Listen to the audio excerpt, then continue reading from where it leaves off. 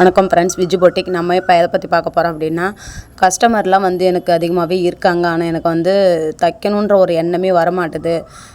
எனக்கு ரொம்ப சோம்பேறித்தனமாகவே இருக்குது. என்ன பண்ணுறதுனே தெரில சிஸ்டர் அப்படின்னு சொல்லிட்டு நிறைய பேர் ஒரு மைண்ட் செட்டில் இருப்பீங்க. அவங்களுக்கோசமே இந்த வீடியோ ரொம்ப பயனுள்ளதாக இருக்கும். இது பிகினராக இருந்தாலும் சரி தான், இல்லை நல்லாவே நாங்கள் ஸ்டிச் பண்ணுவோன்னாலும் சரி தான், அவங்களுக்குமே இந்த மைண்ட் செட் இருக்க தான் செய்யும். நீங்கள் இதை ஸ்கிப் பண்ணாமல் பாருங்கள். உங்களுக்கு நான் என்னென்ன சொல்கிறேனோ அதெல்லாம் நீங்கள் செஞ்சு பாருங்கள். உங்களுக்குமே ப்ளவுஸ் ஸ்டிச் பண்ணுறதுக்கு எப்படி நம்மளால் உட்காந்து சோம்பேறித்தனம் இல்லாமல் நம்மளால் ஸ்டிச் பண்ண முடியுது அப்படின்றத நம்ம இந்த வீடியோவில் பார்க்கலாம் வாங்க. இப்போ தான் என்னோடய சேனலில் ஃபஸ்ட் டைம் வீடியோ பார்க்குறீங்க அப்படின்னா என்னோடய சேனலை சப்ஸ்கிரைப் பண்ணிவிட்டு பாருங்கள். அப்போ தான் நான் போடுற வீடியோலாம் உங்களுக்கு உடனே நோட்டிஃபிகேஷன் வரும். நீங்களுமே உங்களுக்கு தேவையான உங்களுக்கு பயனுள்ள வீடியோவும் பார்த்துட்டு நீங்களும் யூஸ் பண்ணிக்கணும். வாங்க வீடியோக்குள்ளார போகலாம். உங்களுக்கு ப்ளவுஸ் ஸ்டிச் பண்ணுறதுக்கு ரொம்ப பிடிக்கும் அப்படின்னா இந்த வீடியோக்கு ஒரு லைக் போட்டுட்டு பாருங்கள். எத்தனை பேருக்கு ப்ளவுஸ் ஸ்டிச் பண்ண பிடிக்குது அப்படின்ட்டு நானும் தெரிஞ்சுக்கிறேன். எனக்கு ரொம்ப பிடிக்கும் ப்ளவுஸ் ஸ்டிச்சிங்கிறது. எனக்கு ரொம்ப பிடிக்கும். இந்த டைலரிங் ஃபீல்டில் எனக்கு ரொம்ப பிடிச்சது அப்படின்னு பார்த்தோன்னா எனக்கு ப்ளவுஸ் ஸ்டிச் பண்ணுறதா ரொம்ப பிடிக்கும். லைனிங் ப்ளவுஸும் ஸ்டிச் பண்ண பிடிக்கும். அதிகமாக எனக்கு சாதா ப்ளவுஸ் தான் ஸ்டிச் பண்ண பிடிக்கும். ஏன்னா அது உடனே தச்சிட முடியும், ரொம்பவும் ஈஸியாகவும் இருக்கும். எனக்கு ரொம்ப பிடிக்கும் ப்ளவுஸ் ஸ்டிச் பண்ணுறதுக்குலாம் ஆசையாக இருக்கும். எனக்கு உடம்பே முடியலைனாலும் சரி தான், உட்காந்து தைக்கிறதுக்கு என்னை மீறி போயிடுவேன் நான். அவ்வளோ எனக்கு பிடிக்கும் ப்ளவுஸ் ஸ்டிச் பண்ணுறதுக்கு. உங்களுக்கு யாருக்கெல்லாம் ப்ளவுஸ் ஸ்டிச் பண்ண பிடிக்கும் அப்படின்ட்டு எனக்கு நீங்கள் கமெண்ட் பண்ணுங்கள், லைக் பண்ணுங்கள். வாங்க வீடியோக்குள்ளார போகலாம். நீங்கள் என்ன பண்ணணும் அப்படின்னா, நீங்கள் ஒவ்வொருத்தரும் ஒரு சில விஷயம் நீங்கள் யூஸ் பண்ண வேண்டிய ஒரு ட்ரிக்கு என்னன்னா, நீங்கள் ஒரு நாளைக்கு நான் இவ்வளோ சம்பாதிக்கணும் அப்படின்றத நீங்கள் ஃபிக்ஸ் பண்ணிக்கோங்க. நெக்ஸ்ட்டு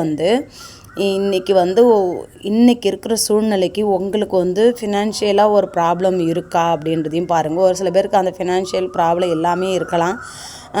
டைம் பாஸ் ஆகிறதுக்கு ஸ்டிச் பண்ணுறதாகவும் இருக்கலாம். இல்லை நான் ஒரு சேவிங்ஸ்க்கு எடுத்து வைக்கிற மாதிரி இருக்கும், அந்த மாதிரியும் எடுத்து வைக்கலாம்.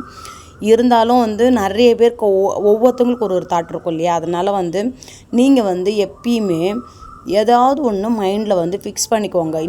இன்னைய வருமானம் நாம் எவ்வளோ சம்பாதிக்கிறோம் அப்படின்றத நீங்கள் நோட் பண்ணி வைங்க.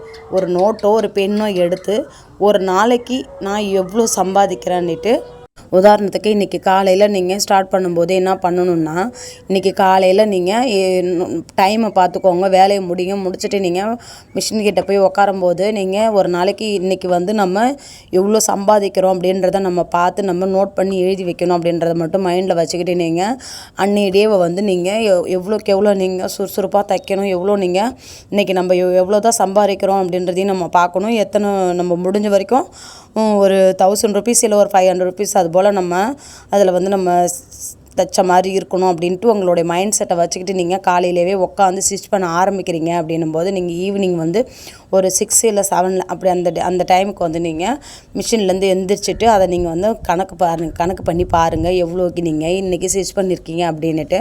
இன்றைக்கி நீங்கள் எவ்வளோக்கு ஸ்டிச் பண்ணியிருக்கீங்க அப்படின்னு பார்த்துட்டு நீங்கள் அதை நோட் பண்ணி வைங்க.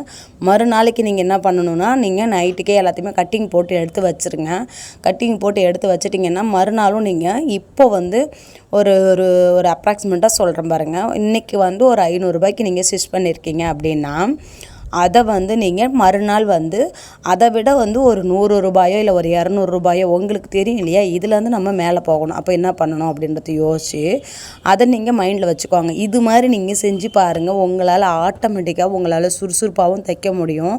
உங்களுக்கு நிறைய கான்ஃபிடன்ஸ் வந்துடும். நம்மளால் ஒரு நாளைக்கு இவ்வளோ தூரம் நம்மளால் தைக்க முடியும் அப்படின்னு சொல்லிட்டு உங்களுக்கே உங்களே அறியாமல் அந்த கான்ஃபிடன்ஸ் வர ஆரம்பிச்சிடும். நீங்கள் சம்பாதிக்கிற காசை ஒரு சேவிங் பண்ணி வைக்கலாம், இல்லை உங்களுடைய ப்ராப்ளத்தை சரி பண்ணலாம். இப்போ பாருங்கள், ஏதோ ஒரு சூழ்நிலை நமக்கு ஒரு அர்ஜெண்ட்டாக ஒரு காசு தேவைப்படுது. அதாவது ஒரு 1000 ருபீஸ் கூட சொல்லுங்கள் தேவைப்படுது அப்படின்னும் போது நீங்கள் யார்கிட்டயாச்சும் போய் கேட்கும்போது அவங்க நம்மளை நம்பி தராங்கன்றது ஒரு விஷயம். அது திருப்பி நம்ம கொடுக்கணும் இல்லையா? அதெல்லாம் வேறு இருக்குல்ல.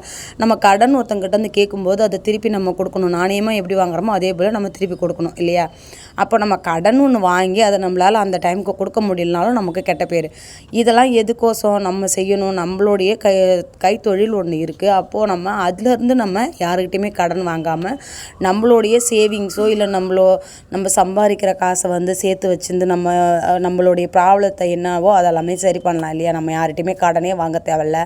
நம்ம வந்து எந்த அளவுக்கு நம்ம ஃபினான்ஷியலாக நம்ம வந்து இண்டிபெண்ட்டாக எப்படி இருக்கணுன்றதை நம்மளே சூஸ் பண்ணலாம் இல்லையா? இது வந்து எவ்வளோக்கு எவ்வளோ ஒரு நல்ல விஷயம் தெரியுமா? இன்னொன்று நான் உங்ககிட்ட ரொம்ப சொல்லணும்னு நினைக்கிறேன்.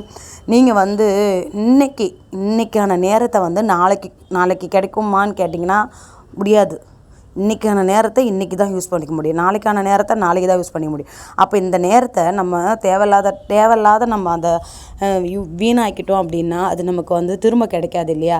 அந்த நேரத்தை நம்ம எந்த அளவுக்கு பயன்படுத்திக்கணும் அப்படின்றத பாருங்கள். அதை யூஸ் பண்ணி நீங்கள் ஃபினான்ஷியலாக இண்டிபெண்ட்டாக எப்படி இருக்கணுன்றது யோசிங்க. அது வந்து உங்களுக்கு குடும்பத்துக்கு ஒரு நல்ல ஒரு எதிர்காலத்தை தான் கொடுக்கும்.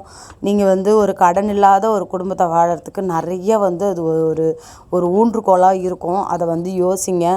உங்களுடைய ஃபினான்ஷியல் ப்ராப்ளமாக இருந்தாலும் சரி தான். இல்லை எனக்கு வந்து ஒரு சேவிங்ஸ் பண்ணணும், இல்லை எனக்கு வந்து ஒரு ஜுவல்ஸ் வாங்கணும், அதில் நான் வந்து ஏதாவது சேவிங் பண்ணணும் அப்படின்ட்டு எடுத்து வைக்கிறீங்க. அது எதுவாக இருந்தாலும் உங்களுடைய சம்பாதிக்கிற காசுலேருந்து நீங்கள் செய்யும்போது அது உங்களுக்கு எவ்வளோ ஒரு மனநிறைவு தரும். அதனால் வந்து யோசித்து செய்யுங்க. எதுவாக இருந்தாலும் யோசிங்க. நம்ம வந்து டைமை வந்து வீணாக்கக்கூடாது.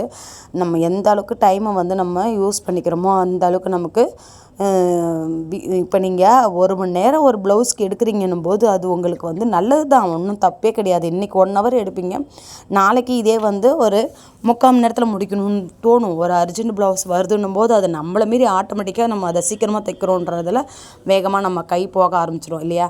அதைமாரி யோசிச்சு நீங்கள் ஒவ்வொரு விஷயத்தையும் யோசித்து செய்யும்போது உங்களே அறியாமல் அந்த ஃபாஸ்ட்டாக தைக்கிறதுன்றது அதிகரிக்க செய்யும். அதனால் வந்து நீங்கள் ஒவ்வொரு நாளுமே நீங்கள் உங்களுக்கு பயனுள்ளதாக ஆக்கிக்கோங்க.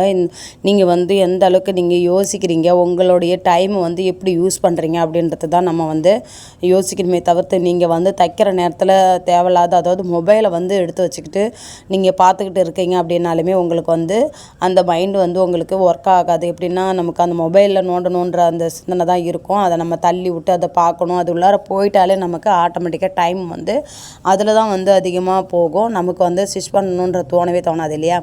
அதனால் வந்து நீங்கள் அந்த வந்து மைண்ட் செட்டை ஃபஸ்ட்டு மாற்றிட்டு நீங்கள் ஸ்டிச் பண்ணணும்னு முடிவு பண்ணிட்டீங்க அப்படின்னா நீங்கள் வந்து செல்லை வந்து எதுவுமே வந்து பார்க்குற மாதிரி வச்சுக்காதீங்க. நீங்கள் வந்து காலையிலே கொஞ்சம் நேரம் எடுத்து பார்க்குறீங்களா, பார்த்துட்டு நீங்கள் எடுத்து வச்சுட்டு அதோடு நீங்கள் உங்களுடைய வேலையில் மட்டும் ரொம்ப ஆர்வம் அதிகமாக இருக்கணும். அதை யோசித்து நீங்கள் செய்யும்போது உங்களால் கண்டிப்பாக வந்து முடியும். வேலையெல்லாம் முடிச்சுட்டு நீங்கள் எப்போ ஃப்ரீயாக இருக்கிறீங்களோ அப்போ வந்து நீங்கள் உங்களுடைய ஒர்க்கை எக்ஸ்ட்ரா உங்களுக்கு மொபைல் பார்க்கணும் என்ன பண்ணணுமோ அது எல்லாமே அப்புறம் பார்த்துக்கோங்க.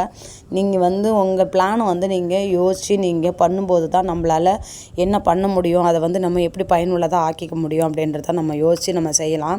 இந்த வீடியோ உங்களுக்கு இது வரைக்கும் நீங்கள் பார்த்துருக்குறீங்க. இது வரைக்கும் இந்த வீடியோவை பார்த்ததில் உங்களுக்கு எந்த விஷயம் பிடிச்சிருந்தது அப்படின்னு சொல்லிட்டு நீங்கள் எனக்கு கமெண்ட் பண்ணுங்கள். அதன் மூலிமா நிறைய பேருக்கு வந்து தெரியும் அதை எப்படி வந்து நம்ம வந்து பயன்படுத்திக்கணும் அப்படின்றதையும் புரிஞ்சுப்பாங்க. இது வரைக்கும் என்னுடைய வீடியோவை ஸ்கிப் பண்ணாமல் பார்த்த அனைவருக்கும் ரொம்ப ரொம்ப நன்றி. இதுபோல் வீடியோ வேணும்னா எனக்கு நீங்கள் கமெண்ட் பண்ணுங்கள். நான் அடுத்தடுத்து உங்களுக்கு வீடியோ போடுறேன். Bye friends.